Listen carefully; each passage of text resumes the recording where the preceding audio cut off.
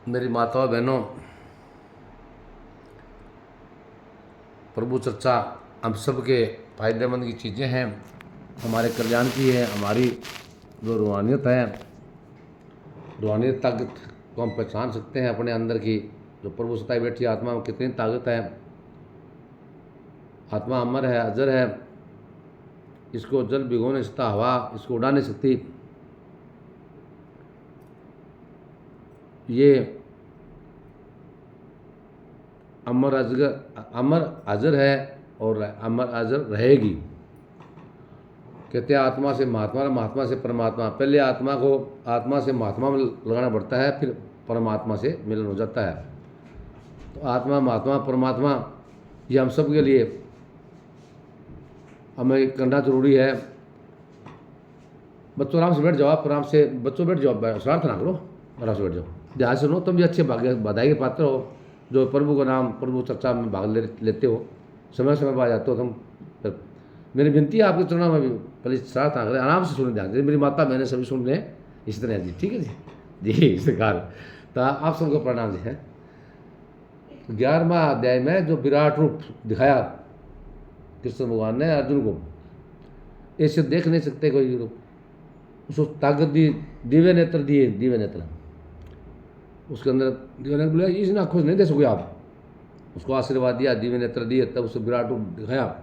विराट रूप को हम विश्व रूप, विश्व रूप, दिव्य रूप भी कह सकते हैं।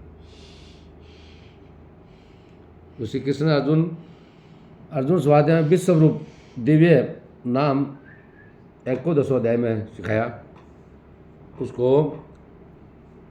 उसमें सारी समझ में आ गई अर्जुन के। और कहते कृष्ण भगवान बोले ये रूप देखने के लिए देवता भी तरसते हैं, और ऐसे नहीं देख सभी इस रूप को देख सकते। इस रूप को तो जो विश्व रूप है, कहे अर्जुन जैसा मेरा रूप तुमने देखा, ऐसा रूप को वेदीय जलामान तप दान और यज्ञ आदि कर्म द्वारा देखना भी असंभव है। हे अर्जुन, हे परंतप, मेरा जो विश्व रूप है इसको मनुष्य अनंत भक्ति द्वारा जान सकते हैं और तत्व ज्ञान द्वारा इसमें लीन हो सकते हैं। हे अर्जुन, जो कोई मनुष्य मेरी भक्ति के लिए कर्म करते हैं, मुझको सर्वोत्तम मानते हैं, मुझ में ही भक्ति रखते हैं, सब संसारिक सुखों से मुख मोड़ चुके हैं, संपूर्ण प्राणी मात्र से वैर त्याग चुके हैं, वे ही मुझको प्राप्त हो सकते हैं। कृष्ण भगवान कहते हैं सभी संसारों को सुखों को मोड़ चुके हैं और संपूर्ण प्राणी मात्र में वैर त्याग चुके हैं। वैर द्वेष भावना न रखे, सभी प्राणियों को समान समझे, सभी को दिल में वो जगह दे, सभी का सत्कार करें, आदर सत्कार करें सभी का, तो वे मुझे प्राप्त हो सकते हैं। अर्जुन ने कहा कि जनार्दन, आपकी सभ्य दिव्य मंगल रूप को देखकर अब मैं प्रसन्न चित्त को स्वस्थता को प्राप्त हुआ। बाद में तो अर्जुन बहुत खुश हो गयो, फुल्ली को समायो, वो रूप देख लियो।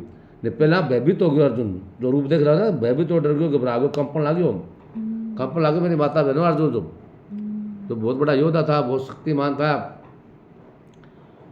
तो जब कृष्ण भगवान कहता है ये रूप को देखने के लिए देवता भी तरसते हैं, वो कोई कौन देश का है। इसको तो जो भक्ति करता है, जो महापुरुष है ना, जो महापुरुष है, जो संत हैं, वो इस रूप को देख सकते हैं भक्ति द्वारा। तो भक्ति में शक्ति है।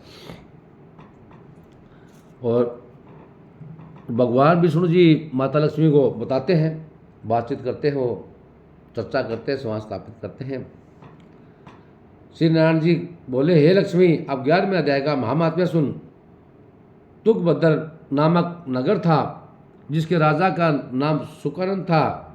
वह श्री लक्ष्मी नारायण की सेवा बहुत करता था। वहाँ एक ब्राह्मण बड़ा विद्वान पंडित रहता था। वह ब्राह्मण नित्य गीता जी के 11वें अध्याय का पाठ करता था और राजा भी बड़े वहीं नित्य लक्ष्मी नारायण की सेवा करता था और पाठ भी नित्य श्रवण करता। ऐसा करते करते बहुत काल व्यतीत हुआ। एक दिन राजा घर को गया। उस दिन आत्यंतर देशांतर फिरते फिरते नगर में आए।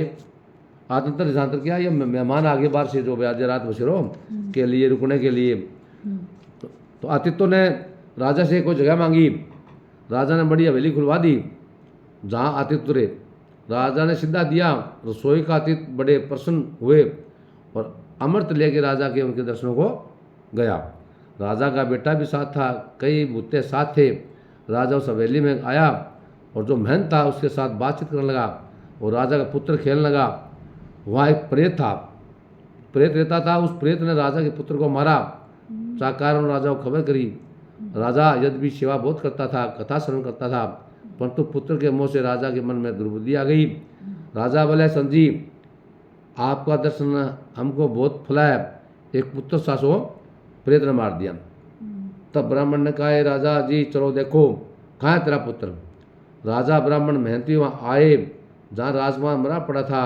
तब ब्राह्मण ने कहा, अरे प्रेत तू इस लड़के पर कृपा दृष्टि कर जो यह लड़का जी उठे, और मैं तुझे गीता जी का 11वां अध्याय का पाठ सुनाता हूँ, तू उसे श्रवण कर, उसे ध्यान से सुन, इससे तेरा कल्याण होगा।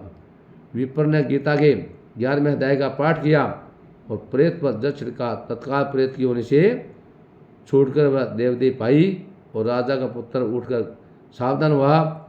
प्रेत श्याम सुंदर